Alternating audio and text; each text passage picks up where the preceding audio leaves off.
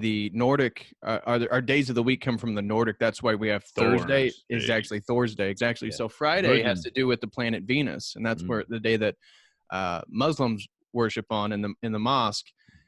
The Saturnian tradition is the Jewish tradition, and that's why the Sabbath was on Saturday, Saturn's day, and the Christians, they changed the Sabbath to Sunday for them. I mean, if you're Jewish, it's still Saturday, but for the Christians, it's Sun's day, and this relates to, again, symbolically throughout the gospel. I mean, the 12 disciples can be symbolized as the 12 zodiacs, right, revolving around the sun. Yeah, exactly, the 12 months, and Jesus is the light of the world. He's the risen Savior, right? The sun rises, and it's God's sun, right? You and I don't own the sun. Who owns the sun? The universe. Exactly, God does. So you can see how that is played out symbolically, and then even with the Christian holidays, it has to do with the movement of the sun, and that's expressed then within these biblical narratives of the life of Jesus. So being born, Jesus's birth, and we celebrate Christmas on December 25th, and it's on the 22nd, 23rd, 24th. So the solstice is the 21st, right? Okay, so the sun is moving down further and further 1 degree, right? And that's where like light and day, like it gets darker and darker, longer and longer. And then on the 21st, so the darkness is literally overcoming the light for a period of time. Yes, the darkness is overcoming the light. Yep.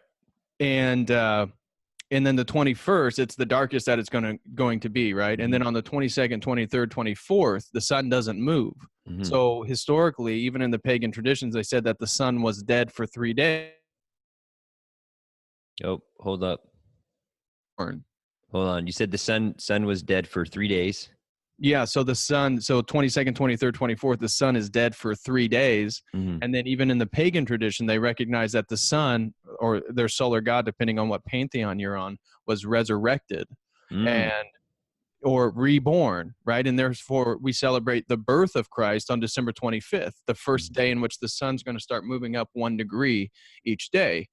And that continues until the spring equinox, which then we celebrate Easter time later in that cyclical calendar. And what happens on the equinox? That's when the sun is overcome the darkness. Exactly. So spring is when the sun. And when we say that, that's by hours of the day. It's like been 12, exactly. 12, and all of a sudden now it's like, wow, the lightness is overcoming the darkness, meaning we have more light in our life, and we celebrate that. We say, hey, hell yeah! It's like, it's light outside. It's not cold. I don't have to go hide in the cave anymore. It's like, hooray, you know?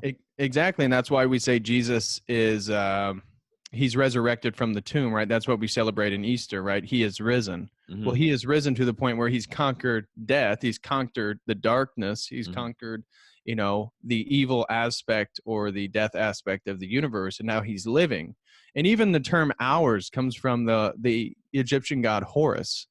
I mean, the Egyptians used to say that there was 12 Horuses in a day, and that because Horus is the eye in the sky, right? The sun. And so the sun, that's how they would understand the movement of time. And they believed it to be like this